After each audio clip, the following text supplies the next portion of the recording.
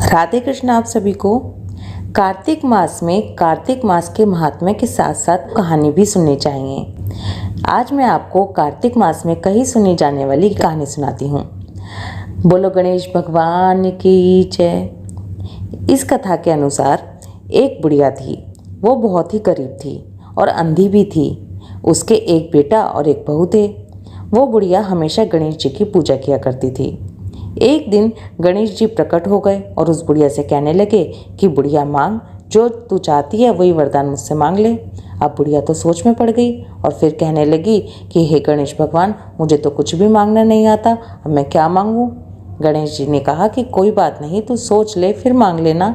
लेकिन बुढ़िया के फिर भी कुछ समझ में नहीं आया। तब गणेश जी ने कहा कि कोई बात नहीं, तू परेशान मत हो, अपने बेटे और बहू से पूछ ले, उनसे बात कर ले, उसके बाद मांग लेना। वो बुढ़िया बोली ठीक है गणेश भगवान। अब बुढ़िया सोचती रही और फिर अपने बेटे को पूरी बात बताई और अपने बेटे से कहने लगी कि बता मैं क्या मांगूं गणेश जी से। तब बेटा कहने लगा कि माँ तू तो धन मांग ले। कहने लगी कि अच्छा, अपने मन में सोचने लगी ये बात तो मुझे कुछ जमी नहीं। फिर वो बहू के पास गई और बहू से कहने लगी कि बता बहू, मैं गणेश जी से क्या मांगूं। बहू कहने लगी माँ अपने लिए पोता मांग लो। लेकिन उसको ये बात भी कुछ अच्छी नहीं लगी। फिर उसने अपने पति से पूछा।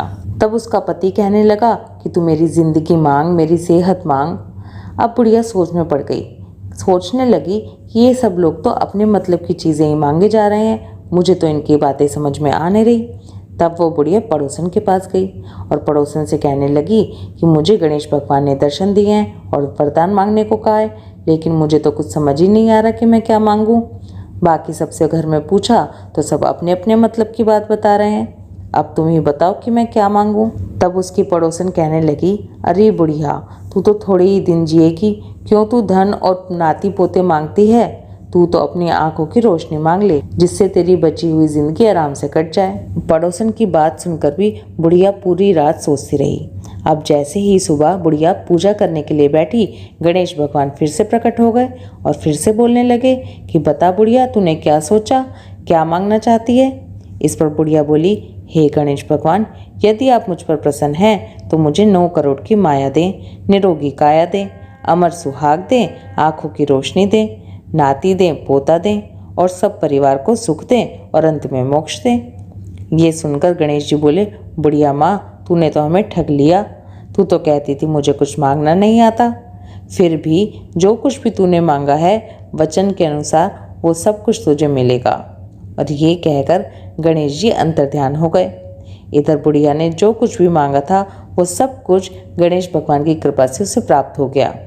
हे गणेश जी महाराज, जैसे आपने उस बुढ़िया को सब कुछ दिया, ऐसे ही कहानी कहते, सुनते और हुंकारा भरते सभी की मनोकामनाएं पूरी करना। बोलो गणेश भगवान की जय। तुलसी माता की कहानी। कार्तिक के महीने में सभी औरतें तुलसी माता को सींचने जाती थी। एक बुढ़िया थी, वो भी कार्तिक के महीने में तुलसी माता को सींचने जाती। लेकिन जब वो जाती तो तुलसी माता से कहती, तुलसी माता सत की दाता, लड़वा दे गड़वा दे, मीठा मीठा गाज दे, मीना मयूर की धोती दे, चटक मटक की चाल दे, पाटके की मौत दे, 11 का दिन दे, गंगा तुलसी मुँह में दे, आप कृष्ण का कान दे, वैकुंठ का वास दे, मैं सींचू बिरला तेरा, तू कर निस्तारा मेरा। अब तुलसी माता रोजाना ये सुन सुनकर सूखने लग गई। तुलसी माता को ऐसे सूख के देखकर कृष्ण भगवान बोले कि तुलसी तुम क्यों सूख रही हो। तुलसी माता ने कहा कि बस प्रभु, मेरे मन की मत पूछो। भगवान ने कहा कि मैं नहीं पूछूंगा तो कौन पूछेगा। तो तुलसी माता कहती हैं कि रोजाना एक बुढ़िया आती है और अपनी बात कहकर जाती है, मैं उसकी सारी बातें तो पूरी कर दूंगी, लेकिन कृष्ण का कंधा कहाँ से दूंगी। भगवान कृष्ण बोले कि तुलसी जी आप चिंता मत करो, जब वो बुढ़िया मरेगी तो मैं अपने आप ही कंधा दे आऊँगा, तुम बुढ़िया माई से कह देना। थोड़े दिनों बाद बुढ़िया मर गई। बुढ़िया के मरने पर सारा गांव इकट्ठा हो गया और उसके अंतिम संस्कार पर उसे उठाने लगे। लेकिन बुढ़िया तो इतनी भारी हो गई कि किसी से हिली भी नहीं। सब कहने लगे कि बताओ, बड़ी माला फेरती थी, बड़ी पूजा पाठ करती थी, बहुत संस्कारी बनती थी, लेकिन ये तो पाप की गठरी है, तभी इतनी भारी हो गई, इसीलिए किसी से उठ नहीं रही। सब खुसर फुसर करने लगे। तभी कृष्ण भगवान वहाँ पर बूढ़े ब्राह्मण का वेश बनाकर आए और कहने लगे, भैया यहाँ भीड़ कैसी है। सब कहने लगे, देखो ये बुढ़िया मर गई है, लेकिन इतनी पापिन थी कि इसकी अर्थी तो किसी से भी नहीं उठ रही। वो भगवान कृष्ण जो बूढ़े ब्राह्मण के भेष में आए थे कहने लगे कि जरा मुझे भी देखने दो। कहने लगे देख लो भैया कि जरा मैं बुढ़िया के कान में एक बात कह दूं कि हाँ देख लो भैया तुम भी करके।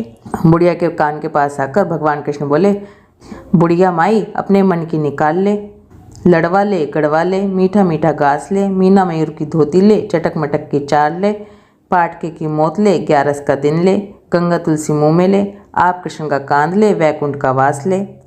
जैसे ही भगवान की सारी बातें सुनी फिर बुढ़िया को उठाया तो बुढ़िया माई तो बिल्कुल हल्की हो गई। भगवान कृष्ण अपने कंधे पर बुढ़िया माई को लेके गए और बुढ़िया माई को मुक्ति मिल गई और वो सीधा वैकुंठ को गई। हे तुलसी माता, जैसे आपने उस बुढ़िया माई को मुक्ति दी ऐसे ही सबकी करना। कहानी कहते सुनते हुंकारा भरते सबको ऐसी मुक्ति दिलाना। बोलो तुलसा मैया की जय, श्री कृष्ण भगवान की जय, कार्तिक मास की जय। पीपल पतवारी की कहानी। कार्तिक के महीने में इस कहानी को हर रोज़ सुनना चाहिए। एक समय की बात है, किसी गांव में एक गुजरी रहती थी। उसने एक दिन अपनी बहू से कहा कि तू जाकर दूध और दही बेच कर आ। कार्तिक का महीना चल रहा था। बहू दूध दही बेचने के लिए गई तो उसने रास्ते में देखा कि कुछ औरतें पीपल को सींचने के लिए आई हैं। उन्हें देखकर वो वहीं पर बैठ गई और उन औरतों से पूछने लगी कि आप लोग यहाँ पर क्या कर रही हो। औरतों ने जवाब दिया कि हम पीपल पतवारी सींच रहे हैं। उसने फिर से पूछा कि ऐसा करने से क्या होता है। तब उन औरतों ने जवाब दिया कि ऐसा करने से अन्न और धन मिलता है, 12 वर्षों का बिछड़ा हुआ पति भी वापस मिल जाता है। सारी औरतों की बात सुनकर वो गुजरी कहने लगी कि तुम तो पानी से पीपल पतवारी सींचती हो, मैं दूध और दही से सींचूंगी। अब गुजरी हर रोज जाती और दूध और दही से पीपल और पतवारी को सींच देती। उसकी सास हर रोज उससे कहती कि बहू ला दूध दही के पैसे दे, तो वो अपनी सास से कह देती कि सासू माँ जब कार्तिक का महीना ख़त्म हो जाएगा तब ला के दूंगी। कार्तिक का महीना पूरा हो गया। रोज़ाना ऐसे ही करते करते जैसे ही कार्तिक की पूर्णो आई तो वो गुजरी पीपल की पतवारी के पास धरना देकर बैठ गई। अब पीपल ने उससे पूछा कि तू यहाँ क्यों पड़ी है। उसने कहा कि मैं घर जाऊँगी तो सास मेरे से दूध दही के पैसे मांगेगी, इसलिए मैं डर के मारे घर नहीं जा रही। तब पीपल ने कहा कि मेरे पास क्या पैसे पड़े हैं, ये भाटे डंडे पान पत्ते पड़े हैं, ये सब ले जाके गुल्लक में रख दियो। उसने ऐसे ही किया। घर गई तो सास ने फिर पूछा कि पैसे लाई है, तो उसने कहा कि हाँ माँ जी पैसे ले आई और गुल्लक में रखे हैं, और मुंह ढक के लेट गई डर के मारे। सास ने गुल्लक खोल के देखी तो उसकी आंखें फटी की फटी रह गई। गुल्लक में तो हीरे मोती जगमगा रहे थे, पत्ते धन में बदल गए थे। वो सब देखकर सास बोली कि अरे बहू इतना सारा धन कहाँ से लेके आई। तब बहू ने अपनी सास को सारी बात बताई कि उसने दूध दही से पीपल की पतवारी सींची थी और पैसे मांगने पर पीपल ने तो भाटे डंडे पान पत्ते दिए थे, और देखो ये सब के सब हीरे मोती बन गए। अब बहू की बात सुनकर सास कहने लगी कि तू गई थी तो अब मैं भी पीपल पतवारी सींचने जाऊंगी। सास दूध दही तो ले जाके बेच आती और दूध दही की हांडी को धोकर पीपल पतवारी सींच देती और घर आके बहू से कहती कि तू मेरे से पैसे मांग। बहू कहती कि माँ जी क्या बहू भी कभी सास से पैसे मांगती है कि ना तू मेरे से मांग। तो बहू अपनी सास से कहने लगी कि लाओ पैसे दो। तो कहने लगी सास कि जब ये महीना पूरा हो जाएगा तब ला के दूंगी। अब जैसे तैसे महीना पूरा हुआ तो सास भी पीपल के पास धरना देकर बैठ गई और पीपल भाटे डंडे पान पत्ते उसे भी दे दिए और कह दिया कि जाके गुल्लक में ले जाके रख लियो। उसने भी ऐसे ही किया। अब बहू ने फिर सास से पूछा कि लाओ पैसे दो। तो सास कहने लगी कि गुल्लक में रखे हैं। गुल्लक खोल के देखा तो गुल्लक में तो कीड़े मकोड़े चल रहे थे। बहू सास से कहने लगी कि माँ जी ये सब क्या है। तो सास कहने लगी कि तूने पीपल पतवारी सींची तो तुझे तो धन दिया, हीरे मोती दिए, और मुझे कीड़े मकोड़े दिए। इस पर सब औरतें कहने लगी कि बहू ने तो सच्चे मन से सींची थी और तूने धन की भूख से सींची थी, इसलिए ऐसा सब कुछ हुआ है। इसलिए ये कहानी कहने के बाद कहना चाहिए कि हे पतवारी माता, हे पीपल देव, जैसे आपने बहू को दिया ऐसे सबको देना, जैसे सास को दिया ऐसे किसी को भी मत देना। बोलो पीपल देव की जय, पतवारी माता की जय। राई दामोदर की कहानी। एक समय की बात है, एक छोटी सी लड़की जो कि कार्तिक नहाया करती थी। जब कार्तिक का महीना पूरा हुआ तो सब औरतें कहने लगी कि गंगा जी जाएं, जमुना जी जाएं या फिर हरिद्वार होकर आएं। तब उनमें से एक औरत कहने लगी कि मैं तो राई दामोदर भगवान को जिमाऊंगी। सब पूछने लगे कि वो कैसे होते हैं। तो वो औरत कहने लगी, मोर मुकुट, गले में वैजंती माला और पीताम्बर धारण किए हुए ऐसे होते हैं राई दामोदर भगवान। वो लड़की कहने लगी कि मैं भी राई दामोदर भगवान को जिमाऊंगी। अब वो छोटी सी लड़की अपने घर आई, भगवान की रसोई बनाई उसने और रसोई बनाकर भोग लेकर मंदिर में गई। मंदिर में आकर बोली, आओ मेरे भगवान, आओ जीम लो। मंदिर में भगवान मिले नहीं। अब वो लड़की मंदिर से शहर की तरफ चली गई। शहर में भी भगवान नहीं मिले। शहर से जंगल में गई कि आओ मेरे भगवान जीम लो। जंगल में भी भगवान नहीं मिले। फिर भगवान को ढूंढती ढूंढती पहाड़ों पर चढ़ गई कि आओ मेरे भगवान, आओ मेरे भगवान। भगवान को पुकारते पुकारते सुबह से शाम हो गई उसे।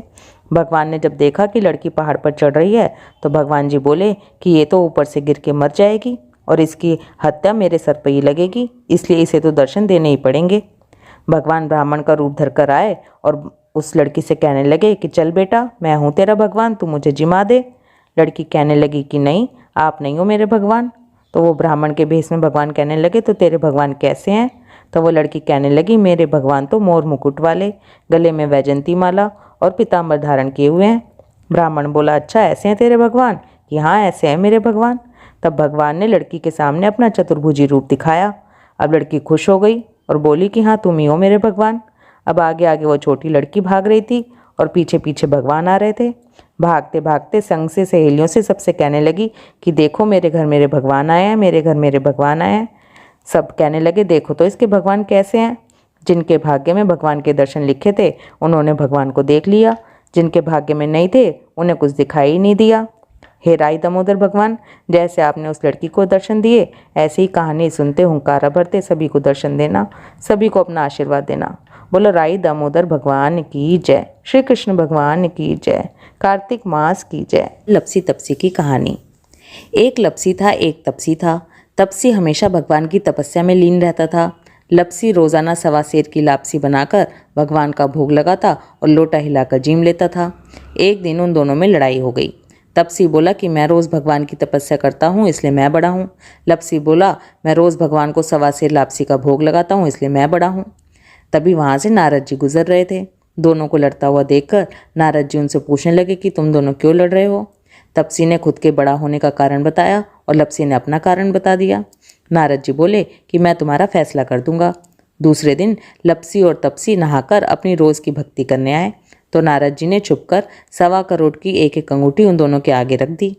तपसी की नज़र जब अंगूठी पर पड़ी तो उसने चुपचाप अंगूठी उठाकर अपने नीचे दबा ली और तपस्या करने बैठ गया। लपसी की नज़र अंगूठी पर पड़ी लेकिन उसने ध्यान ही नहीं दिया। भगवान को भोग लगाया, लोटा हिलाया और जीमने लग गया। नारद जी सामने आए तो दोनों ने पूछा कि कौन बड़ा। तो नारद जी ने तपसी से कहा, खड़ा हो जा। तो वो खड़ा हुआ तो उसके नीचे अंगूठी मिली। नारद जी ने तपसी से कहा, तपस्या करने के बाद भी तुम्हारी चोरी करने की आदत नहीं गई, इसलिए लपसी बड़ा है, तुम्हारी तो नीयत खराब हो गई अंगूठी देखकर। तुम्हें तुम्हारी तपस्या का कोई भी फल नहीं मिलेगा। तपसी शर्मिंदा होकर माफ़ी मांगने लगा। उसने नारद जी से पूछा कि मुझे मेरी तपस्या का फल कैसे मिलेगा। नारद जी ने कहा, यदि कोई गाय और कुत्ते की रोटी नहीं बनाएगा तो उसका फल तुझे मिलेगा। यदि कोई ब्राह्मण को भोजन करवाकर दक्षिणा नहीं देगा तो उसका फल तुझे मिलेगा। यदि कोई साड़ी के साथ ब्लाउज नहीं देगा तो उसका फल तुझे मिलेगा। यदि कोई दिए से दिया जलाएगा तो उसका फल तुझे मिलेगा। यदि कोई सारी कहानी सुने लेकिन लपसी तपसी की कहानी नहीं कहेगा तो उसका फल तुझे मिलेगा। उसी दिन से हर व्रत कथा कहानी के साथ लपसी तपसी की कहानी भी सुनी और कही जाती है। बोलो श्री कृष्ण भगवान की जय, कार्तिक मास की जय। राधे कृष्णा।